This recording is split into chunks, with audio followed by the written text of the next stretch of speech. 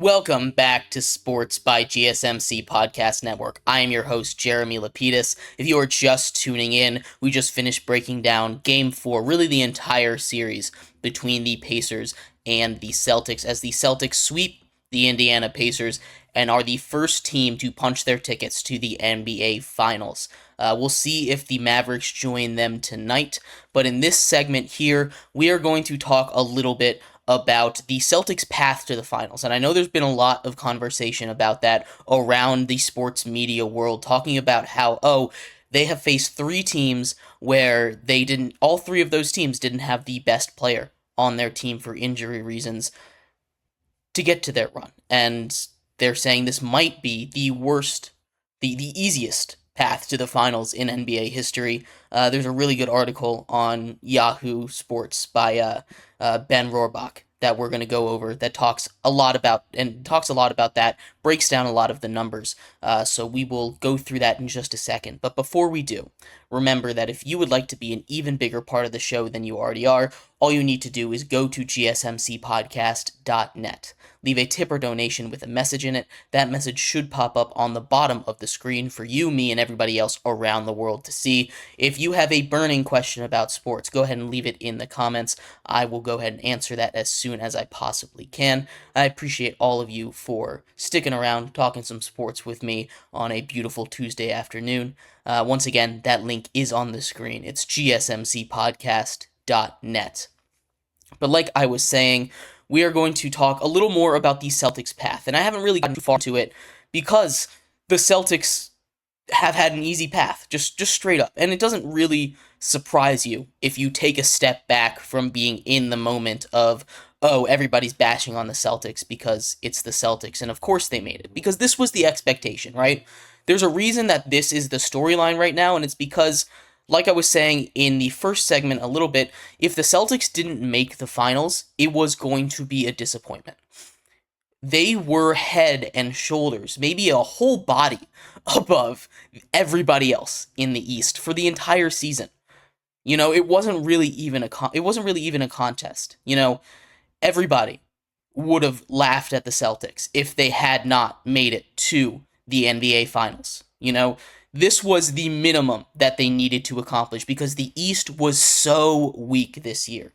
You can look at the standings from 7, for every single team that made the playoffs, 7 and 8 included. They were separated by less than 5 games.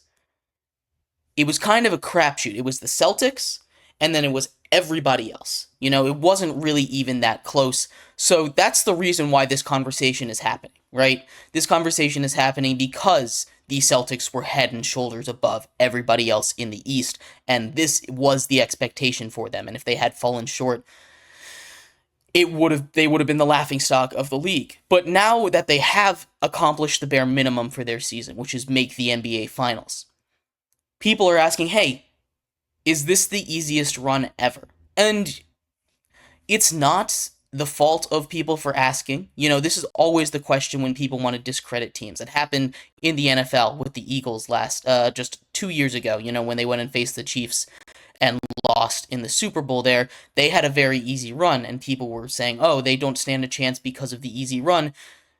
And I feel like that's a good example. Even though they didn't end up winning, that game went down to the wire against a very, very good Chiefs team. A Chiefs team that has now won 2 Super Bowls in a row, So, just because it's an easy schedule, it's an easy road to the finals, doesn't mean that this team isn't great. Because this team is great. It objectively is. There's a reason that people are hating on Jason Tatum's MVP case, because, he has a super team. It's a super team. This team is incredible. And their run to the finals, like I said, they probably would have made it even if they faced a completely healthy squad in all 3 of these rounds. It would have been harder, but they would have made it. And they took care of business. It's not their decision. They lost someone as well. Kristaps Porzingis is a big part of their game. But round 1 against the Heat, no Jimmy Butler. Round 2 against the Cavaliers, no Donovan Mitchell for the last couple games. Round 3 against the Pacers, obviously no Halliburton for the last couple games. So we saw how it goes. and they were a little more competitive in each series. But if you just go based on the numbers, regular season wins, averaging the opponents that it takes to get to the finals, they had the 18th easiest, 18 out of 40. This is going back to 1984, which is the first year that the field expanded to 8 teams per conference, so 16 teams total. 1984 is the first year. Didn't go any further back than that. It's a lot to go through box scores all for a long time. So I limited my search back to 1984, which, like I said, is the first time that we had the NBA bracket as we know it today. They had the 18th easiest. So there's 40 teams, 40 years. They had the 18th easiest. So they're around 50% here. The average win count for the teams that they played is 47, right? The Heat 146, the Cavs 148, and the Pacers 147. So it's right there in the middle. Like I was saying, the 8 seed, the 6 seed, and the 4 seed, all separated by 1 or 2 games. So that's how the state of the Eastern Conference is. But people make this argument. The 2016 Golden State Warriors had an easier schedule by the numbers, and I know that doesn't tell the whole story, but that's just how you have to look at it a little bit. This was not the easiest path ever. They had to go through their own stuff, and it makes it look easier because of how dominant they were in the regular season.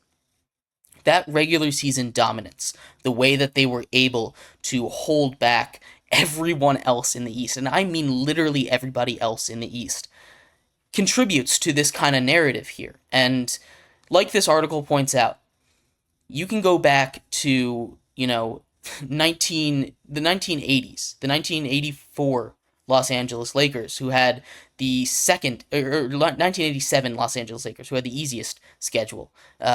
39 is the average for wins that they played in all 3 rounds for all the teams that they played. Nobody talks about that anymore. That's not important. In 10 years from now, no one's going to be like, oh, the Celtics? Yeah, they had a super easy schedule to get there, so it doesn't count. No, that's not what's going to happen. This team is really good, and they deserve to be there, and they have legit championship odds. There's a reason they were the favorites heading into the playoffs.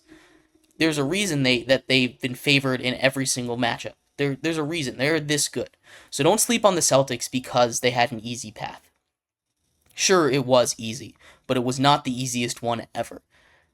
And that's not an easy thing to just sit there and say, oh yeah, this is the easiest one ever, because I know personally I did not watch every single game, and I was not alive in the 80s to really get the full scope of, all the context of what's going on in these games anyway, even if I were to watch it.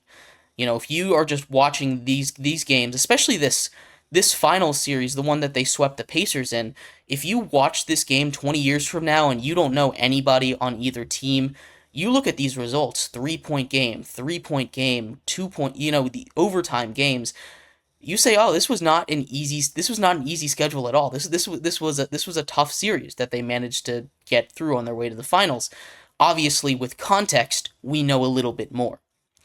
But that's always how it goes. This was not the easiest path in finals history. They had to work to get here, and the regular season is a big part of that as well. In our next segment, and I'd love to hear what you guys think about this, but we're going to transition out of basketball now, and in our next segment, we're going to move onto the ice. We're going to talk about a hat trick propelling the Dallas Stars. Jason Robertson puts 3 goals up on the Oilers and powers them past to a 2-1 lead in that series.